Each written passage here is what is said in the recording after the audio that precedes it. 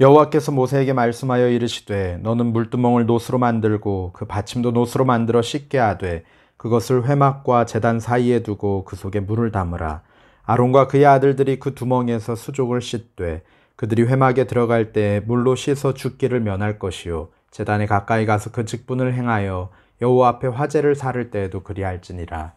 이와 같이 그들이 그 수족을 씻어 죽기를 면할지니 이는 그와 그의 자손이 대대로 영원히 지킬 규례니라. 여호와께서 모세에게 또 말씀하여 이르시되 너는 상등 향품을 가지되 액체 몰약 500세겔과 그 반수의 향기로운 육개 250세겔과 향기로운 창포 250세겔과 계피 500세겔을 성소의 세겔로 하고 감람기름 한 흰을 가지고 그것으로 거룩한 관유를 만들되 향을 제조하는 법대로 향기름을 만들지니 그것이 거룩한 관유가 될지라. 너는 그것을 회막과 증거궤에 바르고 상과 그 모든 기구이며 등잔대와 그 기구이며 분향단과 및 번제단과 그 모든 기구와 물두멍과 그 받침에 발라 그것들을 지극히 거룩한 것으로 구별하라. 이것에 접촉하는 것은 모두 거룩하리라.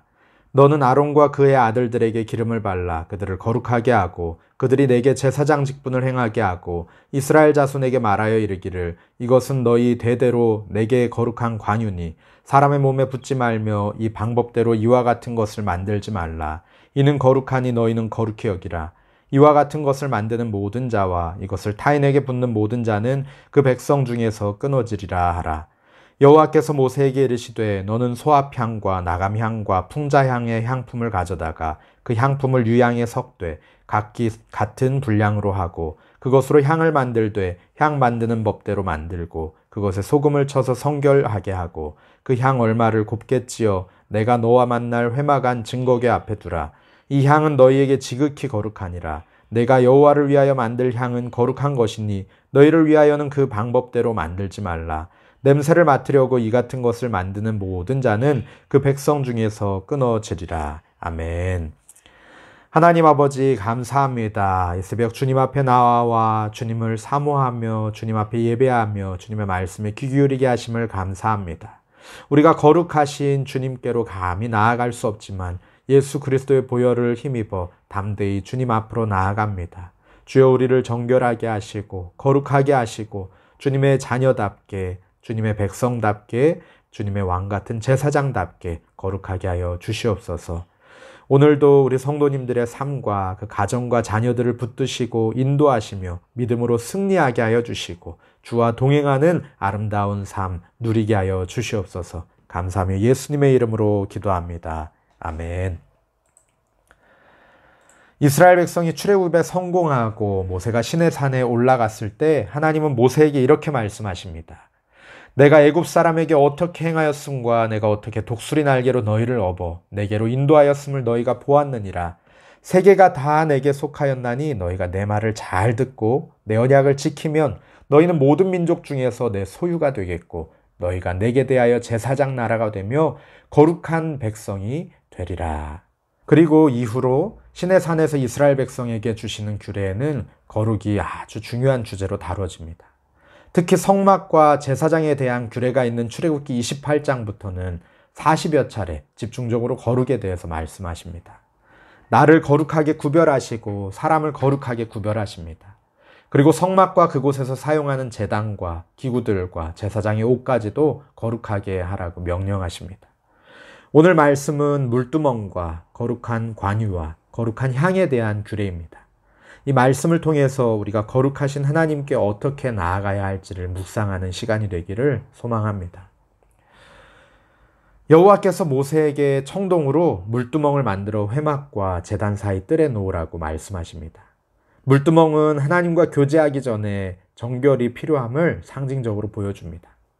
제사장들은 사역을 감당하기 위해서 성막에 나아갈 때나 제단으로 나아갈 때 손과 발을 씻어야 했습니다. 출애굽기 40장에서는 성막 봉헌 때에 이처럼 하나님의 명령대로 정결하게 이행하는 장면이 나옵니다. 40장 30절, 32절까지 보면은 그는 또 물두멍을 회단과 제단 사이에 두고 거기 씻을 물을 담으니라. 모세와 아론과 그 아들들이 거기서 수족을 씻되 그들이 회막에 들어갈 때와 제단에 가까이 갈 때에 씻었으니 여호와께서 모세에게 명령하신 대로 되니라. 아멘. 모세와 아론과 그 아들들은 하나님의 말씀대로 순종하여서 정결하게 하나님 앞에 나아갔습니다. 이 정결의식은 제사장들이 여호와 앞에서 기구들을 만지는 것과도 관련이 있습니다. 그러므로 이 제의적인 정결을 무시하는 제사장은 죽을 것입니다. 여호와의 거룩함을 깨뜨리는 것이기 때문이죠. 제사장의 정결의식을 위한 물두멍은 하나님의 임재에 대한 믿음을 입증해 줍니다. 제사장들의 이 정결 예식은 항구적인 것이죠. 여호와께 가까이 나아갈 때 조금이라도 소홀히 해서는 안 되는 규례입니다.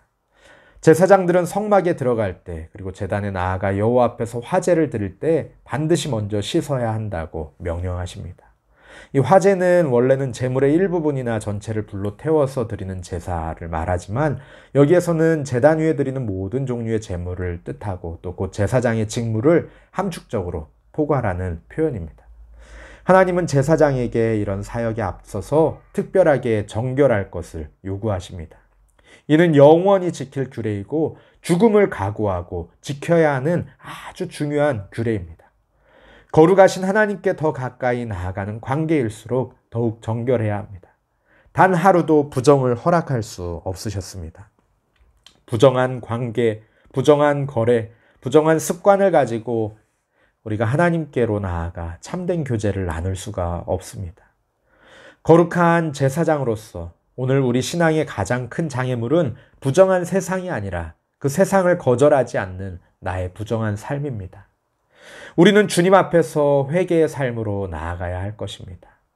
우리는 예수님을 믿어 구원받고 거듭났다 할지라도 세상에 사는 동안 여전히 죄를 짓고 넘어지고 쓰러지는 연약한 존재입니다.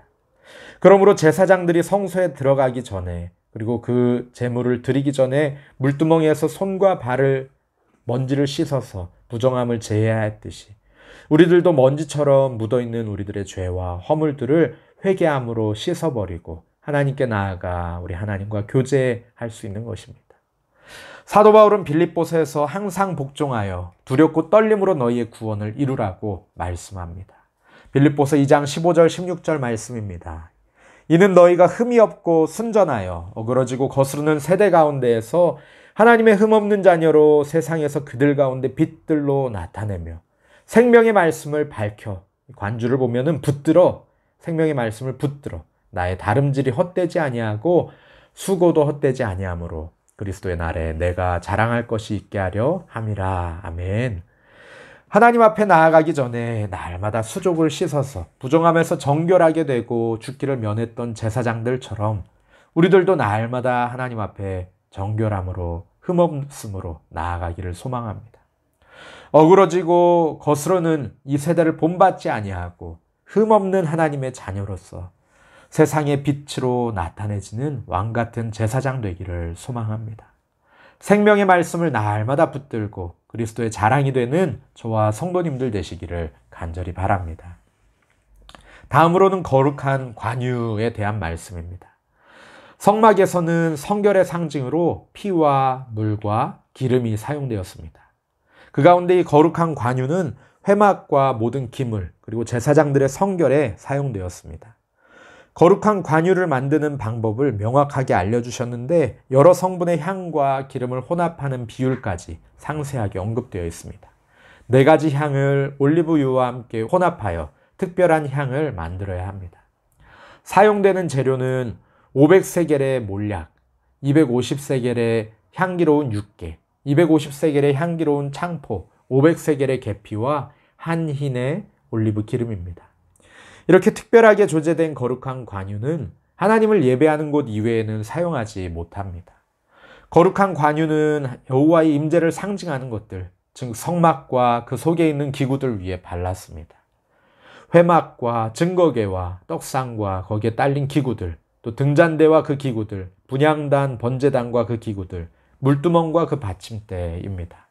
이 관유를 바른 이것들에 접촉하는 것은 모두 거룩하리라고 말씀하는 이 어구는 거룩한 위상으로 구별된 자들이나 기물들이 관유를 바름으로 하나님 앞에 거룩하게 구별되었음을 선포하는 것입니다.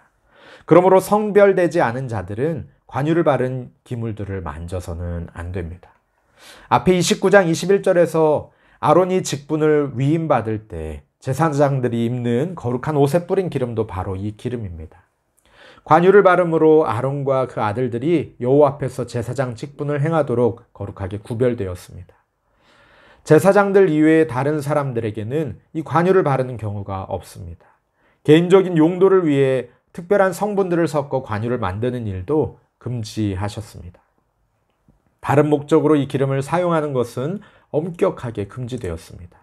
임의로 사용할 경우에는 백성 중에서 끊어질 것이라고 경고하셨습니다.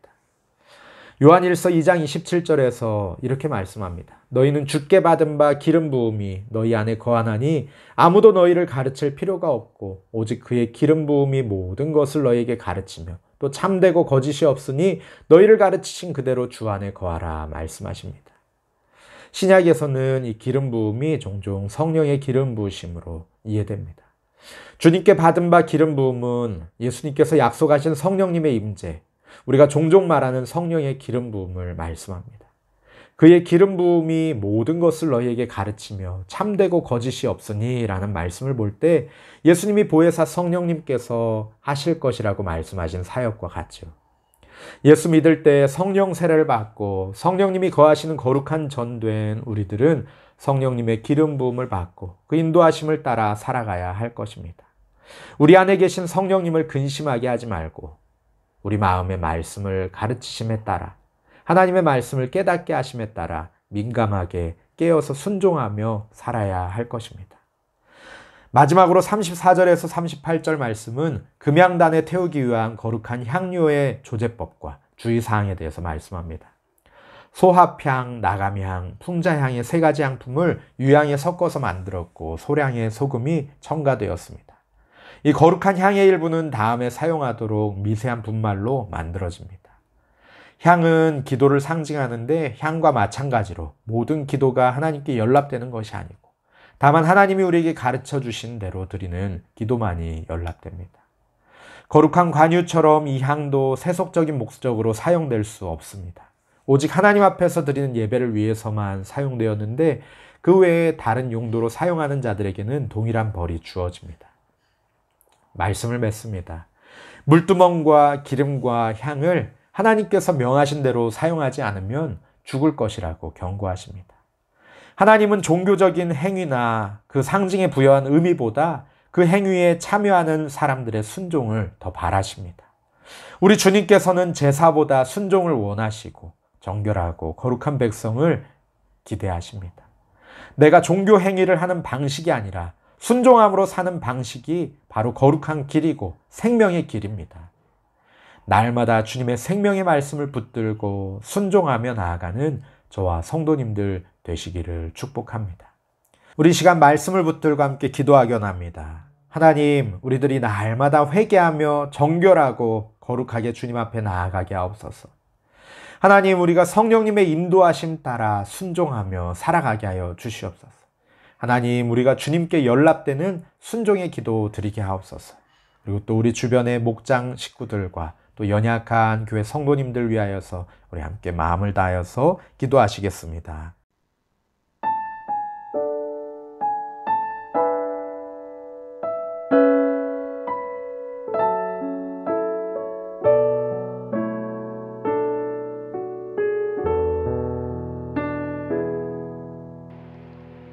이 시간 너의 마음속에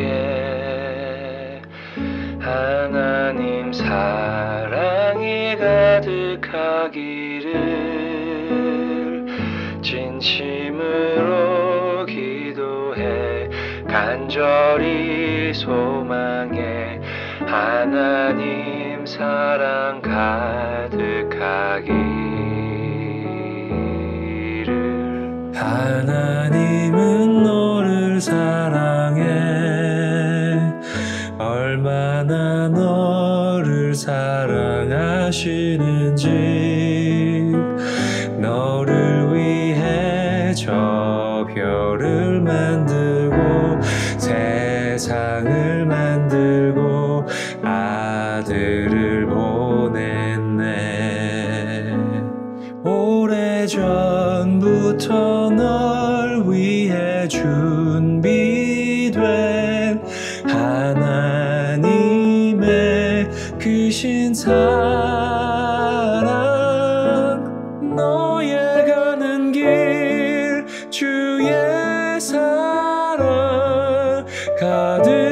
가득하기를 축복해.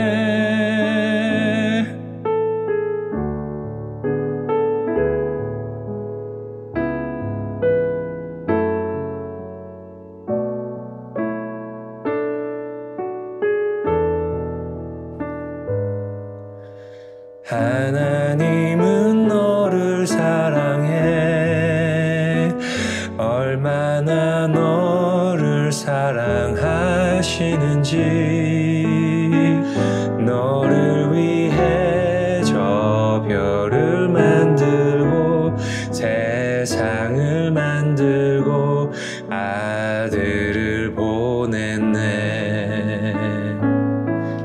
오래전부터 널 위해 준비된 하나님의 크신 사랑. 너의 가는 길 주의 사랑 가득하기를 축복해.